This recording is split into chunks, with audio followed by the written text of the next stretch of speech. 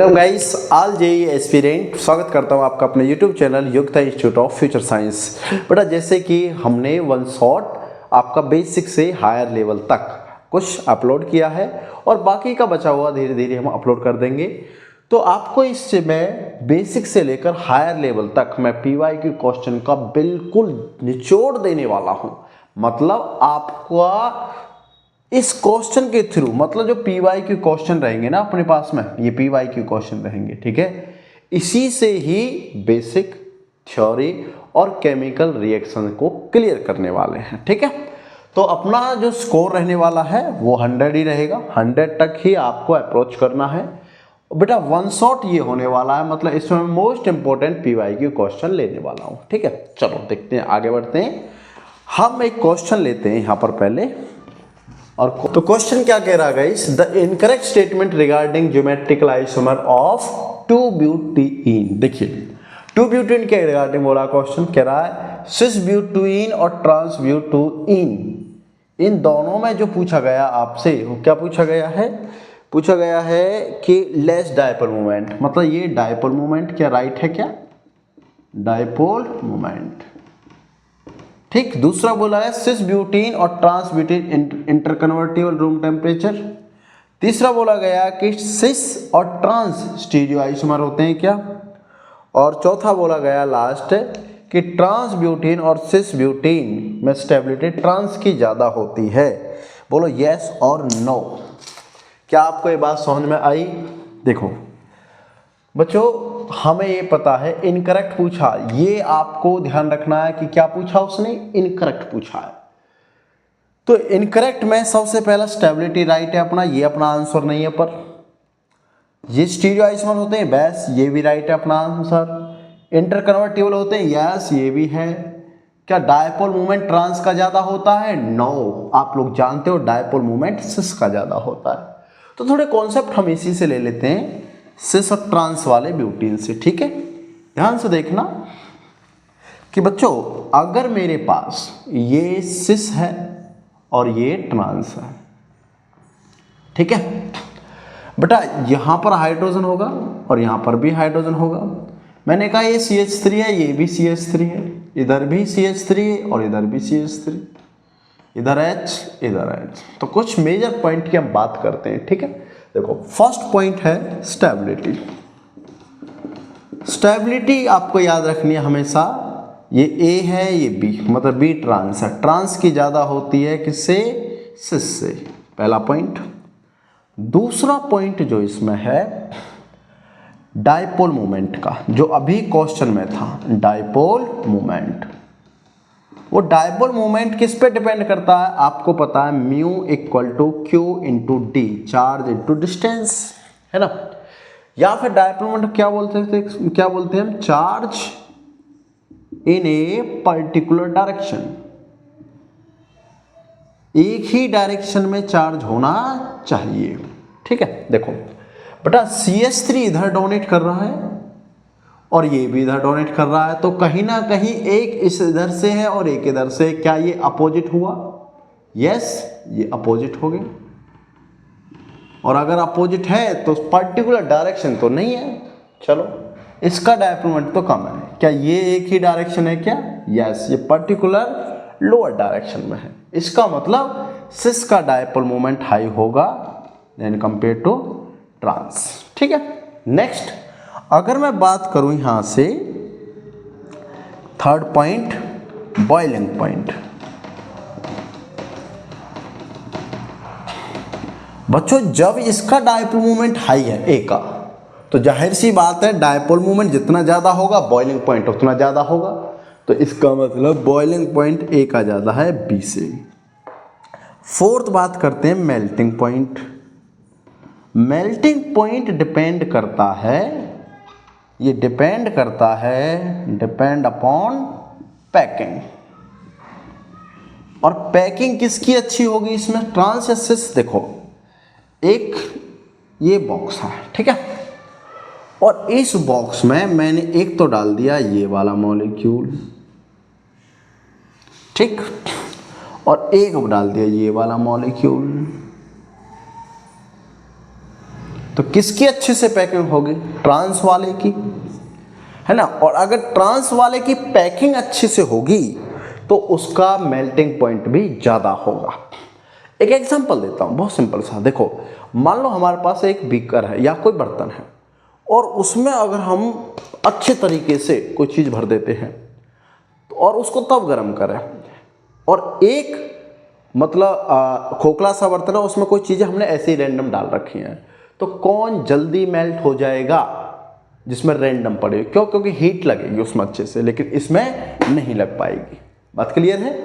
तो इसीलिए मेल्टिंग जो पॉइंट है वो ट्रांस का ज़्यादा होता है, किससे? ए से। क्या ये बात आप लोगों को समझ में आई है? बहुत बेसिक था। चलो नेक्स्ट देखो। सो गाइस, सेकंड क्वेश्चन अपने पास में है, एक कंपाउंड एक्स, कोई कंपाउंड है x, when heated with phthalic anhydride in presence of concentrated H2SO4, why used acid base indicator X and Y are? बेटा हमें X और Y बताना है, और जो Y है वो एसिड बेस इंडिकेटर में यूज होता है, ये आपको इतना सा बता दिया गया। बच्चों, ऑर्गेनिक केमिस्ट्री में हम लोगों ने कभी मिथाइल ऑरेंज का प्रिपरेशन पढ़ा है? नहीं पढ़ा। फिनॉक्सिलिन पढ़ा? यस, फिनॉक्सिलिन पढ़ा। अच्छा, फिनॉक्सिलिन बनता किससे है ये पता आप लोगों को? वही आंसर बेटा इसका। कैसे? देखो, हमें पता फिनॉक्सिलिन का स्ट्रक्चर ये होता है, C double bond O and एक minute, this is like this, C double bond O C double bond, this is the phenoxylin. और यहाँ से ये बनता है वाटर। मतलब अगर यहाँ फिनॉल हो जाए OH,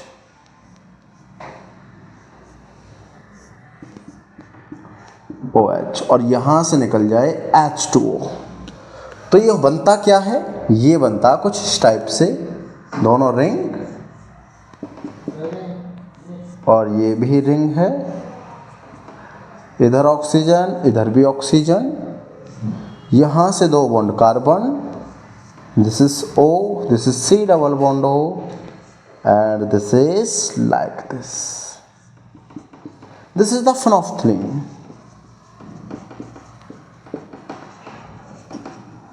ओके बच्चों, बना किससे? फिन। ये तो अपने पास में क्या है? दिस इज थैलिक एनहाइड्राइड, और ये क्या है? इसमें फिनॉल। अच्छा, फिनॉल तो इसमें कहीं दिखाई नहीं दे रहा। एनिसॉल, एनिसॉल क्या होता है? क्या होता है भाई एनिसॉल? एनिसॉल लिखते हैं हम ये। चलो, ये तो अपना आंसर नहीं है। टोल्यूडीन, टोल्यूडीन क्या होता है? टोल्यूडीन ये होता है, ये टोल्यून हो गया, और टोल्यूडीन बनाना मुझे तो यहाँ NH2 लगा दो, ये भी नहीं है। कार्बोलिक एसिड, इसको ही बोलते हैं फिनॉल, क्योंकि कार्बोलिक एसिड है। और सैलिसैल्डिहाइड, ये होता है OH CHO। तो बच्चों, यहाँ तो फिनॉल हमने लिया है, तो इसका मतलब यहाँ फिनॉल होना चाहिए, और फिनॉल और फिनॉक्सिलिन ये रहा, तो फिनॉल ये रहा, कार्बोलिक एसिड, और फिनॉक्सिलिन ये रहा। That is the answer. बोलो, बात समझ में आई या नहीं आई? है? देखो, बोला क्या था? Compound X when heated with phthalic anhydride, मतलब ये कोई कंपाउंड X है, ये रहा, और इसको हीट किया गया है किसके साथ? ये phthalic anhydride in presence of क्या? H2SO4। ये थैलिक एनहाइड्राइड हो गया, एनहाइड्राइड, और इन दोनों को H2SO4 में हीट किया गया। आपसे यही तो पूछा था, X और Y क्या है? बता दोगे भाई X और Y क्या है ना? सिंपल। चलो नेक्स्ट देखिए। सो भाई क्या क्वेश्चन है? The reaction use for preparation of soap, soap बनाना हमें बेटा, सोप बनाना है, ये फॉर्म करना है, ठीक है, फ्रॉम फैट्स, और कहाँ से करना है? फैट से करना है। क्या आपको ये पता है फैट सोप बनाने के लिए हमें एस्टर चाहिए, और उसको एल्कलाइन हाइड्रोलिसिस बोलते हैं। दुनिया जानती है एल्कलाइन हाइड्रोलिसिस, दिस, ठीक है, दिस कैसे? ये रहा मेरे पास एस्टर, और ये रहा मेरे पास एल्केलाइन। ठीक, और क्या बनता है इसमें, सबसे पहले कार्बोक्सिलिक, उसके बाद फिर से NOH, और जो कि यहाँ पर बन जाता है COONA, जो कि सोप का एक एनायनिक पार्ट होगा, पोलर पार्ट, हम इसको पोलर बोल सकते हैं। कैसा पार्ट होगा, पोलर पार्ट होगा, पोलर। बात समझे, कैसा पार्ट होगा, पोलर पार्ट होगा ये। तो इसी से बनता है सोप, यहाँ पर R रहेगा अपना। तो उम्मीद है ये क्वेश्चन बहुत आसान था, इस क्वेश्चन को ज़्यादा देखने की जरूरत नहीं थी। अब देखिए नेक्स्ट क्वेश्चन, प्रोडक्ट बताना आपको P, और ये रहा आपका एक रिएक्टेंट। बच्चों क्वेश्चन तो आसान है, आपको AlCl3 दिया हुआ है, इसका मतलब रिएक्शन क्या है, रिएक्शन क्या है, एल्काइलेशन, क्योंकि ये असाइलेशन हो, एल्काइलेशन हो, फ्रेडल क्राफ्ट के लिए यूज होता है। ठीक है, किसके लिए यूज होता है, ध्यान रखना है, एनहाइड्राइड AlCl3 बेटा फ्रेडल क्राफ्ट में यूज होता है, फ्रेडल क्राफ्ट रिएक्शन में, रिएक्शन जो कि असाइलेशन हो सकता है, क्या हो सकता है, असाइलेशन और एल्काइलेशन। मतलब असाइलेशन में तो COO R ग्रुप जोड़ेगा, और एल्काइलेशन में जोड़ेगा बेटा R ग्रुप पूरा। तो ये R ही तो है, बस यहाँ पर क्या है, Cl लगा है। अब देखना ये है कि कौन सा पोजीशन, ये या ये, इससे रिएक्शन करने वाला ये करेगा। ठीक है, देखो बहुत जनरल से हम बात करते हैं कि फ्रेडल क्राफ्ट जो रिएक्शन होती है, कौन सी, फ्रेडल क्राफ्ट रिएक्शन। मान लो बेंजीन है, ठीक है, यहां पर कोई ग्रुप है X या A लगाओ, अगर A इलेक्ट्रॉन डोनेट करता हो, क्या करता है, इलेक्ट्रॉन डोनर, या फिर A का इफेक्ट प्लस आई हो, तो ये या तो ऑर्थो पोजीशन पर या फिर पैरा पोजीशन पर डोनेट करता है ना, इलेक्ट्रॉन डेंसिटी हाई करता है। तो जिस पोजीशन पर इलेक्ट्रॉन डेंसिटी हाई होगी उसी पोजीशन से रिएक्शन प्रोसीड होगी। बात समझ में आई, ये है किसकी रिएक्शन, फ्रेडल क्राफ्ट की, या फिर इसको बोल सकते हैं हम दूसरा, और क्या बोल सकते हैं, electrophilic reaction, electrophilic substitution reaction. कौन सी रिएक्शन है, इलेक्ट्रोफिलिक सब्स्टिट्यूशन रिएक्शन। ठीक है, प्रोडक्ट कैसे बनेगा इस रिएक्शन का जरा ध्यान से देखना, अभी हम इसका प्रोडक्ट बनाने वाले हैं। ठीक है,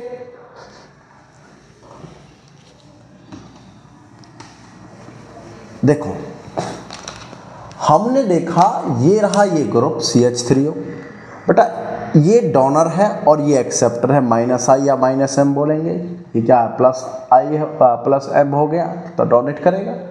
तो इसके रिगार्डिंग पैरा पोजीशन है ये वाली, अगर ये यहाँ से अटैक यहाँ कर दे तो यहाँ से एलिमिनेशन हो जाएगा क्लोरीन का। नंबरिंग दो, 1 2 3 4 5 6, इसका मतलब 6 मेंबर की एक और रिंग बनने वाली है। ये तो है ये 6 मेंबर, और बेटा 6 नंबर जो ये है यहाँ पर एक मिथाइल लगा हुआ है, बाकी ग्रुप सेम है। जरा ढूंढो आंसर किधर है, ये रहा पहला ही है बेटा, दूसरा देखने की जरूरत ही नहीं है आप लोगों को। बोलो बात क्लियर हुई, यस और नो, यस और नो, वेरी गुड। चलो नेक्स्ट करते हैं। सो बच्चों क्वेश्चन देखिए, क्वेश्चन क्या कह रहा है कि arrange the following compound increasing order. बेटा कैसा ऑर्डर है, इंक्रीजिंग ऑर्डर, इंक्रीजिंग ऑर्डर मतलब हमें सबसे पहले लोएस्ट स्टेबिलिटी रिएक्शन रिएक्टिविटी का बताना है, उसके बाद हाईएस्ट का। ठीक है, देखो rate of aromatic electrophilic substitution reaction, बच्चों पहले इसी को समझो कि एरोमेटिक इलेक्ट्रोफिलिक सब्स्टिट्यूशन रिएक्शन है क्या, ARSE। देखो अगर मैंने ये रिंग लगाई है जैसा अभी समझाया था, और यहाँ पर A मॉलिक्यूल है, ठीक है, अब ये A मॉलिक्यूल जितनी ज़्यादा इलेक्ट्रॉन डेंसिटी इसमें इंक्रीज करेगा, A increase electron density in ring, तो aromatic electrophilic substitution reaction increase. ठीक है, जितनी ज़्यादा इसमें इलेक्ट्रॉन डेंसिटी होगी उतना ही ज़्यादा वो इलेक्ट्रोफिलिक सब्स्टिट्यूशन रिएक्शन देगा। ठीक है, देखो बेटा ये तो मुझे पता सब में OH OH ये डबल बॉन्ड O और ये OH लगा है, ठीक है। डबल बॉन्ड O का होता है माइनस आई इफेक्ट, तो ये तो डिक्रीज करेगा, इसका मतलब C तो सबसे पहले आना है, इसकी सबसे कम है, ठीक है। अब क्या है, अब क्या है भाई, सबसे ज्यादा किसकी होगी, देखो OH इस पे तो रिंग में नहीं है, ये तो बाहर है, ये रिंग में है और ये भी रिंग में है, और लेकिन ऑक्सीजन यहाँ ये भी है फिर रिंग पर ही, तो इसका मतलब ये जो D मॉलिक्यूल है ये सबसे पहले आएगा, उसके बाद रिंग पर है तो B आएगा और देन ये लास्ट में A आएगा। This is the correct sequence order. तो क्या आपको इलेक्ट्रोफिलिक सब्स्टिट्यूशन रिएक्शन क्या होती है समझ में आया? क्या आपको यही समझ में आया कि ये हमने कैसे कौन सा आंसर लिखा है? Very good. नेक्स्ट देखो guys, in the following reaction axis, बेटा आपको x बताना है। क्या दिया हुआ आपको? CH3 CH2 की 4 टाइम्स और CH3, बस आपको x बताना कि x क्या रहेगा। देखो बच्चों जहां भी AlCl3 आ जाए ना, समझ लेना AlCl3 दो ही जगह काम करेगा, या तो करेगा आइसोमेराइजेशन और या फिर ये काम करने वाला है फ्रेडल-क्राफ्ट रिएक्शन में, लेविस एसिड की तरह, ठीक है। बस ये दो काम करने वाला है। अब फ्रेडल-क्राफ्ट रिएक्शन तो ये नहीं है, ये तो श्योर है, लेकिन आइसोमेराइजेशन है। अब आइसोमेराइजेशन अगर होगा तो इसी मॉलिक्यूल का होता है। बेटा आइसोमेराइजेशन होता क्या है? Same molecular formula but different structure, यही होता है बच्चों। देखो यहाँ कितने कार्बन है? कार्बन 6, हाइड्रोजन कितने बेटा? 3 3 6 और 4 दूनी 8, 8 6 14, मतलब 14। आपको देखना ये है कि यही मॉलिक्यूलर फॉर्मूला हो, स्ट्रक्चर अलग हो। देखो क्या होगा बेटा, यहाँ तो Cl लगा है, ये तो आंसर नहीं है। यहाँ कार्बन 6 है, हाइड्रोजन 2 4 6 8 10 12 H12, तो ये भी नहीं है। यहाँ 2 क्लोरीन, ये भी नहीं है। बचा हुआ answer this is the isomerisation, okay. और आपसे अगर ये पूछ लेता कि X और जो ये प्रोडक्ट बना है इसमें किसका रिलेशन है, कौन सा इसमें आइसोमराइजेशन हुआ, तो बेटा इसमें हुआ चेन आइसोमर। कौन सा हुआ? Chain isomer. बोलो बात क्लियर? यस और no? Next question, find major product A and B in reaction. ठीक है, देखो ये अपने पास एक रिएक्टेंट है, इसमें BH3 H2O2, इधर HgOH और NaBH4। बेटा दोनों ही अल्कोहल फॉर्मेशन प्रोसेस है, अल्कोहल फॉर्मेशन प्रोसेस, ठीक है। और यहां ऑप्शन में मुझे A B of alcohol he form हुआ दिख रहा है, बट दोनों में डिफरेंस क्या है? ध्यान से सुनना बेटा। BH3 H2O2 के साथ लगाता है anti Markovnikov rule, anti Markovnikov rule, ठीक। और HgOAC NaBH4 के साथ ये लगाता मार्कोनी रूल। कौन सा रूल? मार्कोनी रूल, ठीक है। अब अगर ये एंटी मार्कोनी है, हमारे पास रिएजेंट ये रहा। बेटा एंटी मार्कोनी क्या कहता है? लगना क्या है यहां पर? होती दोनों क्या है? Hydration reaction. क्या रिएक्शन होती है? हाइड्रेशन, ठीक है। मतलब लगना दोनों में ये है, तो कैसे लगेगा भाई? अगर मैं यहां पर लिख रहा हूं BH3 वाला और ये है एंटी, और एंटी मार्कोनी होता क्या है कि पॉजिटिव पार्ट वहां जाएगा जहां हाइड्रोजन कम होगा। कहां जाएगा भाई? जहां हाइड्रोजन कम होगा। ये कौन कहता है? ये कहता है एंटी वाला, मतलब BH3 वाला। बेटा यहां 2 हाइड्रोजन और यहां 0 हाइड्रोजन, क्योंकि 4 बॉन्ड ऑलरेडी है, तो हाइड्रोजन यहां कम है। इसका मतलब H तो यहां जाना है और OH यहां जाएगा। क्या बनेगा ये? H इधर, CH2OH, ये तो ये बनेगा। और अगर मैं डालता हूं HgOAC, तो हाइड्रोजन वहां जाएगा जहां हाइड्रोजन ज़्यादा है, और हाइड्रोजन ज़्यादा यहाँ पर है, तो बनेगा क्या?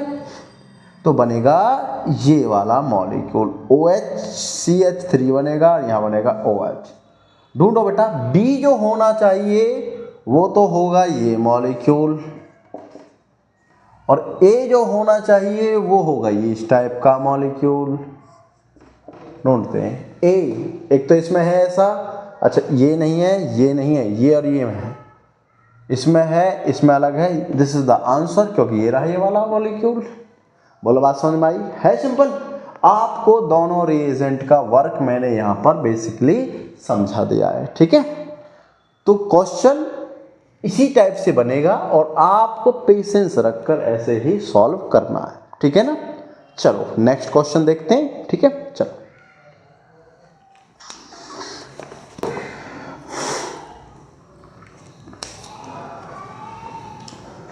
तो नेक्स्ट क्वेश्चन ये रहा आपके सामने, which of the following compound conformation most stable. बेटा सारी जो कॉन्फर्मेशन है ये आपको न्यूमैन कॉन्फर्मेशन दिखाई गई है, ठीक है। कौन सी कॉन्फर्मेशन है? Newman conformation. क्या आपको न्यूमैन कॉन्फ़िगरेशन की स्टेबिलिटी आती है? पहले हम ये पता कर लेते हैं कि एक्चुअल में न्यूमैन कॉन्फर्मेशन में क्या क्या होता है, कैसे होता है, ठीक है। देखो बेटा, इसमें एक मॉलिक्यूल इस सर्कल में होते हैं लोग, एक ऐसा वाई होता है और एक बनता है इसमें इस तरीके से सीधा वाई, ऐसे, ठीक है। अगर यहाँ कोई मॉलिक्यूल है ए, तो मॉलिक्यूल ए यहाँ होना चाहिए, बी यहाँ है तो बी इधर होना चाहिए, सी यहाँ है तो सी यहाँ होना चाहिए, ठीक है। मतलब ए opposite, be opposite, C opposite, तो है ये स्टेबल। अगर ये चीज किसी भी तरीके से ये बिगड़ी, मतलब इसमें अगर रोटेशन कर दिया जाए, ए मान लो यहां आ जाए या ए यहां आ जाए, ठीक है, तो ये हो जाएगा अनस्टेबल। बात समझ में आई? देखो इसके 4 फॉर्म होते हैं, 4। कौन कौन से होते हैं? सबसे पहला होता है इसका एक्लिप्स, ठीक। दूसरा गॉचे, तीसरा हाफ एक्लिप्स, और चौथा होता है स्टैगर्ड। 4 पॉइंट। अब एक्लिप्स कैसा होता है? एक्लिप्स होता है इस टाइप से कि ये अपना वाई हो गया और दूसरा भी यहाँ पर रहेगा, मतलब बिल्कुल पास में। ये अगर ए है तो ए पास में, बी है तो बी पास में, और सी है तो सी पास में। गॉचे थोड़ा सा इसको और रोटेट कीजिए, क्या बनेगा? ये ए है, ये बी और ये सी, मतलब ये ए, ये बी और ये सी। थोड़ा और रोटेट कीजिए तो हाफ एक्लिप्स हो जाएगा। ये ए बी सी, ए इधर, बी इधर और सी इधर। थोड़ा और रोटेट करेंगे तो ये वाला स्ट्रक्चर बन के आ जाएगा, मतलब ए यहाँ, बी इधर, सी इधर, ये वाला आ जाएगा। स्टैगर्ड हो गया। अब इससे रिलेटेड और क्या क्वेश्चन बन सकता है ये ध्यान से सुनो, पहले इसका तो कर देंगे हम, ठीक है। देखो बेटा, सबसे पहला क्वेश्चन कि जब ये एक्लिप्स बनता है तो इन दोनों के जो बीच में एंगल होता है, ए के बीच एंगल, इसको बोलते हैं डाईहेड्रल एंगल। क्या बोलते हैं इसको भाई? या बी के या सी के बीच में एंगल क्या होता है? इसको बोलते हैं डाईहेड्रल एंगल। क्या बोलते हैं इसको? Dihedral angle. क्लियर? अब अगर मैं तुमसे सभी मॉलिक्यूल्स में डाईहेड्रल एंगल की बात करूं, किसमें कितना होगा तो चेक करते हैं। बेटा ए पास में है तो 0 डिग्री, ठीक। ए कितना रोटेट किया गया है? ये रोटेट हुआ 60, तो ये 60 डिग्री, ये वाला। ए यहां से यहां पहुंच गया, मतलब ये 120, और ए के अपोजिट पहुंच गया, इसका मतलब 180। बात क्लियर? सिंपल बात है। तो स्टैगर्ड फॉर्म में जो मोस्ट स्टेबल है उसमें एंगल मिलना है 180, ठीक। ये रहा। अब ढूंढो कि स्टैगर्ड किधर है। CH3 दोनों सेम है बेटा, इसको क्या नाम देंगे? इसका नाम देंगे गॉचे। इसका क्या नाम है? इसका नाम है स्टैगर्ड, जो कि अपना आंसर हो गया, यही तो है। इसका क्या नाम है भाई? CH3 में कितना एंगल है इसमें? 120 का मतलब हाफ एक्लिप्स, और ये क्या है? Fully eclipse. सबसे कम स्टेबल यही है, ठीक है। दूसरा क्वेश्चन बन सकता है इसकी एनर्जी से। एनर्जी इन्वर्सली प्रोपोर्शनल रहेगी स्टेबिलिटी के, तो ये भी आप आसानी से कर सकते हो। अगर ये मोस्ट स्टेबल है तो इसकी सबसे कम एनर्जी रहने वाली है। बोलो बात समझ में आई? ठीक है, नेक्स्ट क्वेश्चन देखो।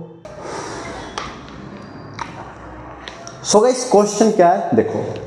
क्वेश्चन कह रहा है CH3NO2Br2, ठीक है बेटा। पहले ब्रोमिनेशन हुआ, 10 HCl डालकर कोई B बना, NNO2 HCl डाला, C बना, और H3PO2 D, और देन KMNO4 ये। बेटा ऑप्शन से देखें क्वेश्चंस को, है ना। पहले लास्ट देखो, KMNO4 मुझे ये पता है कि अगर ये मॉलिक्यूल होगा और इसमें कहीं KMNO4 होगा तो ये तो बचना नहीं है लास्ट में CH3 तो नहीं बचेगा। इसका मतलब ये वाला तो हटा दो, ठीक। अब बचा ये अब ठीक है, आगे देखो। अब कह रहा ब्रोमिनेशन, बेटा NO2 का कैसा इफेक्ट? -I या फिर -M, जो कि मेटा डायरेक्टिंग होता है ना, मेटा डायरेक्टिंग, ठीक है। और CH3 का कैसा? +I, और जो कि कैसा है? Ortho para. अब इसकी पैरा पर तो ऑलरेडी है, लेकिन ऑर्थो खाली है दोनों, और इसकी यही मेटा पोजीशन भी है। तो बेटा क्या ब्रोमिनेशन हो सकता है यहाँ पर? यस और नो, जल्दी बोलो, यस और नो। यस, यहां ब्रोमिनेशन होगा, मतलब ए प्रोडक्ट जो बना वो ये बनेगा CH3। आप कहोगे सर ब्रोमीन यहां भी लग सकता है क्या? नहीं, क्यों? क्योंकि ब्रोमीन एक बार दिया गया मुझे, 1 इक्विवेलेंट हो गया। किसी में 2 ब्रोमीन हो तो हटा दो। कहां 2 ब्रोमीन? ये रहा, हटाओ। अब 10 HCl, भाई 10 HCl क्या काम करता है? 10 HCl NO2 को क्या बनाता है? NH2 में कन्वर्ट कर देता है। मतलब ये रिएक्शन ये है NH2। NaNO2 क्या काम करता है? वो डाइएजोटाइजेशन करता है। पिछली वीडियो में बताया मैंने, अगर चैनल पर नए हो तो वो पिछली वीडियो देखना मत भूलना उसको, ठीक है। बहुत अच्छे से सिखाया उसमें। NaNO2 डाला तो NaNO2 इसको डाइएजोटाइजेशन करता है, तो बनाएगा ब्रोमीन CH3 N2Cl नेगेटिव, यहाँ पॉजिटिव या नेगेटिव, डाइएजोटाइजेशन हो गया, मतलब डाइएजोनियम सॉल्ट बन गया। अब क्या कह रहा है? H3PO2, फिर से रिएजेंट एक और इसका वर्क भी मैंने पिछली वीडियो में बताया था। क्या बताया भाई? इसका मतलब है ये इसको हटा के केवल बेंजीन बनाता है, और जो ग्रुप ऊपर लगा उसको लगा रहने दो। बोलो बात क्लियर?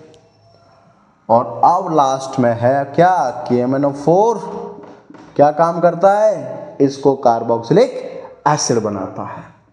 ढूंढो आंसर ढूंढो।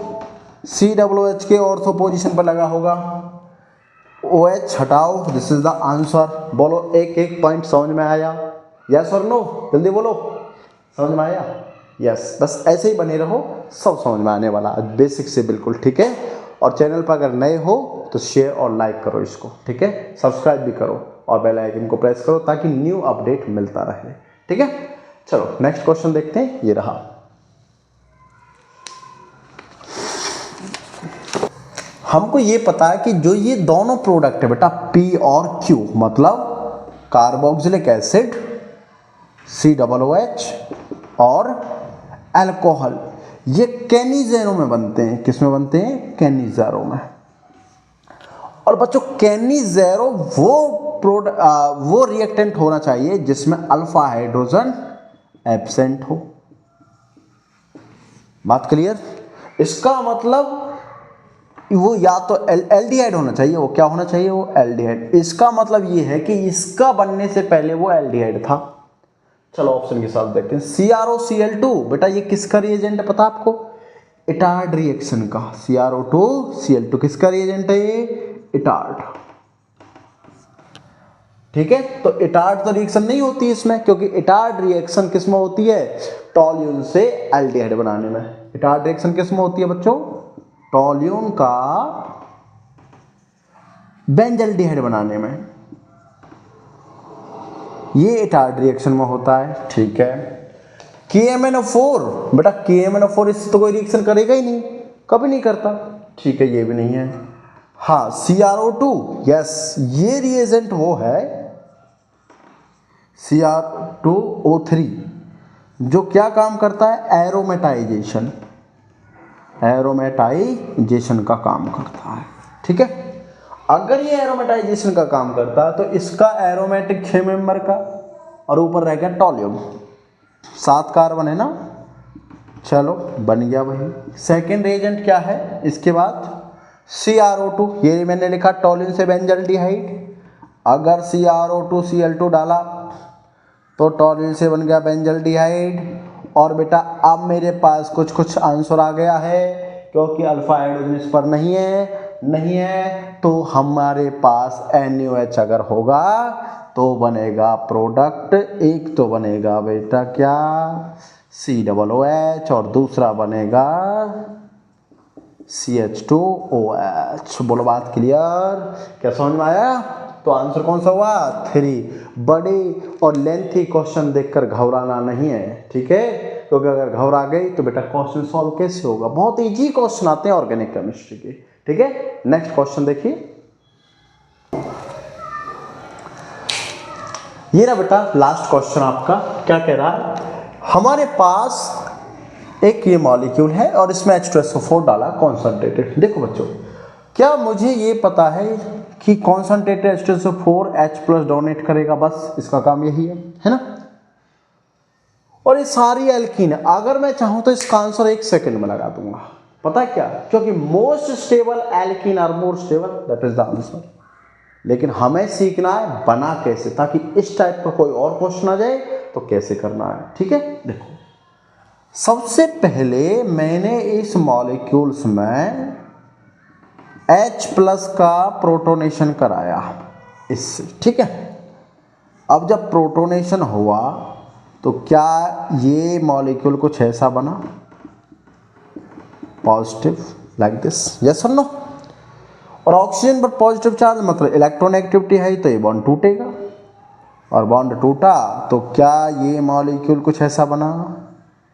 This is secondary carbocation. क्या टर्सरी कार्बोकैटायन की पॉसिबिलिटी है? यस। अगर मैं इस मिथाइल को यहां शिफ्ट कर दूं तो बेटा पॉसिबिलिटी है। कैसे? ये इधर, ये इधर, ये इधर, और यहां पॉजिटिव। यस और नो? यस और नो? और अगर मैं ये टर्सरी हमना, अगर मैं यहीं से ही हाइड्रोजन इधर शिफ्ट कर देता तो क्या एक प्रोडक्ट ये पॉसिबल है? यस और नो? और अगर पॉजिटिव यहां है और हाइड्रोजन यहां से निकाल दो तो ये है कहीं, ये है कहीं। हाँ, आंसर तो है भाई। कहाँ? ये रहा, ये आंसर है इसका। ये आंसर नहीं है बेटा, क्योंकि ये मोस्ट स्टेबल नहीं है, ये है मोस्ट स्टेबल। बात क्लियर हुई? बात क्लियर हुई आपको? ये मोस्ट स्टेबल है क्योंकि इस पर 3 अल्फा, 2 अल्फा और 1 अल्फा, 3 3 6 और 2 8 और 1 9 अल्फा है। बट इस केस में 3 अल्फा, 2 अल्फा और 1 0, टोटल 5 अल्फा है। क्लियर है? क्लियर बच्चों? तो ये क्वेश्चन, इस क्वेश्चन का ये आंसर हो गया। बात क्लियर रही? तो ये इस क्वेश्चन का आंसर ये हो गया। तो बात क्लियर सबको? यस और नो? तो बेटा आगे फिर क्वेश्चन करेंगे, ठीक है? आज के लिए इतना ही काफ़ी है। तो अच्छे से सीखो, बेसिक से और टॉप लेवल तक, हाई लेवल तक हम आपको क्वेश्चन सिखाने वाले हैं। अपने दोस्तों तक शेयर कीजिए। Thank you very much.